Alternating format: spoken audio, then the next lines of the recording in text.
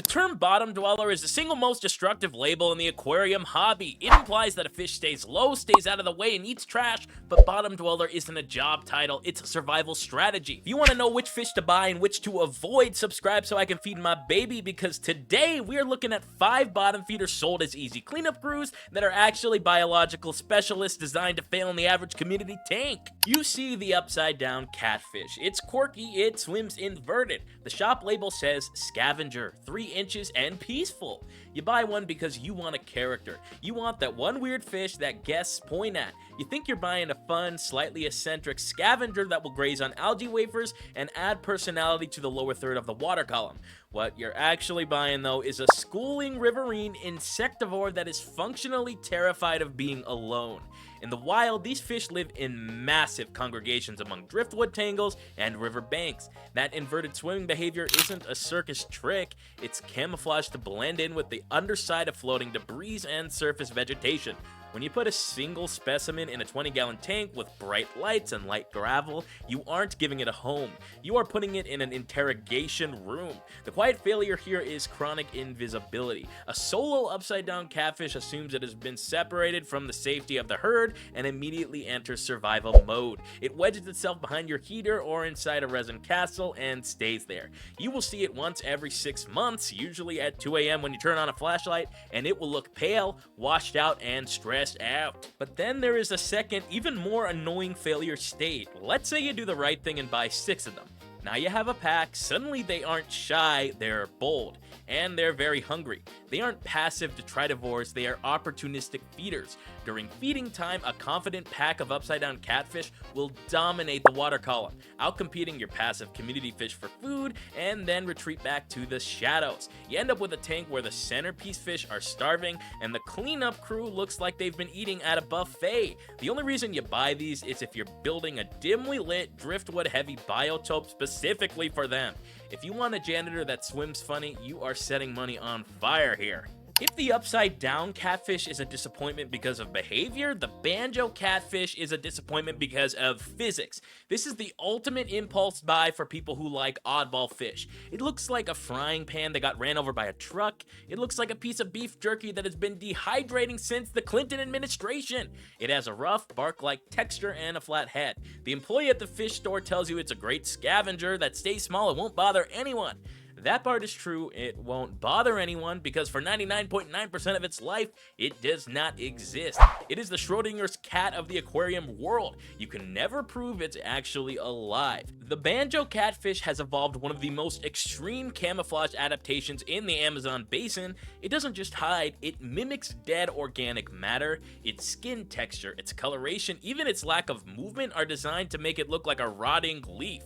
In your tank, this translates to a fish that buries itself in the sand or sits perfectly still in the back corner for weeks at a time.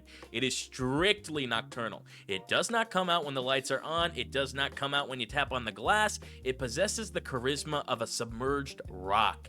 The tragedy of the Banjo Catfish is that it's often killed by the owner's maintenance routine. Because they bury themselves and because they're so rigid when handled, aquarists often crush them when vacuuming gravel, or worse, you do a tank teardown, you scoop out what looks like a clump of dead leaves, and you throw it right in the garbage, not realizing you just evicted your pet. And if you have gravel instead of the softest sand, you're just torturing it. Their skin is prone to necrosis if they can't burrow. It leads to a slow bacterial erosion of their underbelly that you can't see because, again, you never see the fish. The quiet failure is that you simply stop having a fish. You have a tank with a ghost in it. You feed the tank, the food vanishes at night, and you assume the banjo is eating it, but eventually the banjo dies of starvation because it couldn't compete with the faster loaches, or it dies of stress and it decomposes in the sand bed, causing an ammonia spike that wipes out your prized angelfish. Buy this fish only if you keep a leaf litter biotope and you derive a deep satisfaction from owning an animal that ignores you harder than a teenager.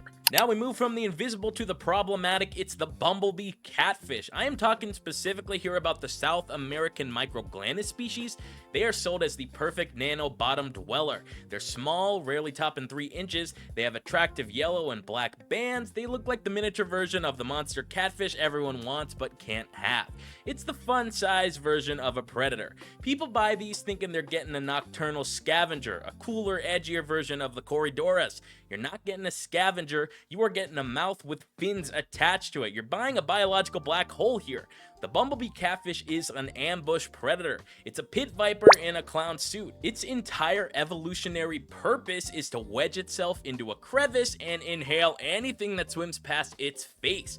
Naming this fish Bumblebee is like naming a chainsaw Fluffy. The most common way this fish causes regret is the mystery of the vanishing neons. You have a school of 20 neon tetras. A week later, you have 18, then 15. You never find the bodies. You check water parameters, everything is perfect. So you start blaming the filter intake. It's not the filter. The Bumblebee Catfish is nocturnal, and it has a mouth width that defies physics. It functions like a cargo bay door. It can swallow prey almost half its own size. At night, when your tetras settle near the bottom to sleep, the Bumblebee wakes up. It doesn't chase them, it just inhales them. Conversely, in a tank with larger active fish, the Bumblebee suffers the opposite fate. Because it is an ambush predator, it doesn't really forage aggressively like a loach. If you put it in a tank with fast eaters like barbs or danios, the food never hits the bottom long enough for the Bumblebee to register it. The quiet failure here is binary. Either it slowly eats your community fish one by one like a slasher movie villain, or it slowly starves to death while hiding under a rock. It is rarely a balanced member of a community. The only honest reason to own one is if you have a species-specific setup with fast breeding live bears like guppies, where you actually want population control, and you don't mind never seeing the Grim Reaper that's doing the work. The giant Kuhli Loach. Everyone loves the standard Kuhli Loach. They're noodles, they're goofy, so when people see the giant variety, they think, great, it's just more of a good thing. A bigger noodle that will be safer with my bigger fish. The myth, though, is that this is just a scaled-up version of the peaceful, shy Banjo Kuhli. The reality is that the giant Kuhli is a much more robust, muscular, and demanding animal. While the standard Kuhli is like a piece of overcooked spaghetti, the giant Kuhli is a frantic sausage. It's an udon noodle with roid rage. They're heavier, they produce significantly more waste, and their behavior is far less forgiving. The activity level of a giant Kuhli swings wildly between comatose and hyperactive.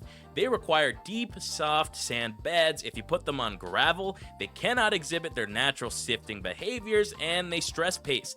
This looks like the fish is frantically doing laps up and down the glass, hours at a time. Beginners think the fish is playing. It's not. It's trying to escape the box. It's having a panic attack at 100 miles per hour. The quiet failure usually happens regarding plants. Standard Kuhlis are gentle around roots. Giant Kuhlis are bulldozers. If you have a carefully aquascaped tank with carpeting plants or delicate stems, a group of giant Kuhlis will treat it like a mosh pit. They will uproot everything in their search for snails and worms. They don't eat the plants, they just ruin the architecture out of spite. And like the upside down catfish, they are group dependent. A single giant Kuhli is a miserable creature that will vanish into the hardscape and wither away. But a group of 6 in a 20-gallon tank creates a bioload footprint that most filters aren't ready for. Buy these only if you have at least a 40-gallon breeder or larger, a deep sand bed, and plants that are glued to rocks rather than planted in the substrate. Otherwise, you're buying a renovation crew that works without a permit. Finally, it's the Pictus Catfish. You see them at the store, usually in a tank that is far too small, swimming in a tight, shimmering shoal. They're beautiful, silver bodies, black spots, and long, flowy whiskers. They look active, they look kind of like sharks. The label says 4 to 5 inches, so you think, perfect active bottom dweller for my 29-gallon community. Here's the truth. The Pictus Catfish is not even a bottom dweller, it is an open water torpedo that happens to swim low. It's a silver nervous breakdown. This is a fish with an incredibly high metabolic rate. They never stop moving. They swim with the frantic energy of a fly trapped in a lampshade. They require high oxygen, massive filtration, and significant swimming space. A 4-inch Pictus Catfish needs more swimming room than a 6-inch pleco because the Pictus drives at highway speeds. The regret sets in the moment you put them in the tank. In a standard community setup, their constant frantic motion stresses out everything else. Your chill angelfish will stop eating because there is a maniac doing laps below them. And then the predation starts. The Pictus is a predator. It's not aggressive in the sense of being mean. It's aggressive in the sense that it is always hungry and has a large mouth. Neons, Rasboras, small guppies, these are just snacks. But the real nightmare, the one that nobody warns you about until it happens, is the net. Pictus catfish have serrated pectoral spines that are essentially biological Velcro. They are nature's barbed wire. If you ever need to move this fish and you use the standard green aquarium net, the fish will get hopelessly tangled. The spines hook into the mesh, the fish thrashes, the spines break or cut the fish, you panic, you end up having to cut the net apart with scissors while the fish screams in fish language. It is a traumatic experience for the owner and a death sentence for the fish. With the Pictus, your tank is perpetually on edge. The layout feels chaotic, the nitrates are always high because you have to overfeed to keep the Pictus from eating its neighbors. The only reason you buy a Pictus is if you have a 75-gallon river tank with moderate current and tank mates that are too big to eat but fast enough to get out of the way. If you put this in a relaxing planted tank, you have broken the ecosystem. So none of these are bad fish. Evolution doesn't make bad fish, it makes specialized ones. The problem is the expectation. The hobby wants to sell you a role, so a bottom dweller, a scavenger, or a cleanup crew. It wants you to view the tank as a corporation with job openings, but biology doesn't care about that. When you buy a fish based on a function you want it to perform rather than the life it needs to live, you're setting up a system that is designed to crash. If you want to learn more, check out the video on screen. I'm Art Gills, and I'll see you in the next one.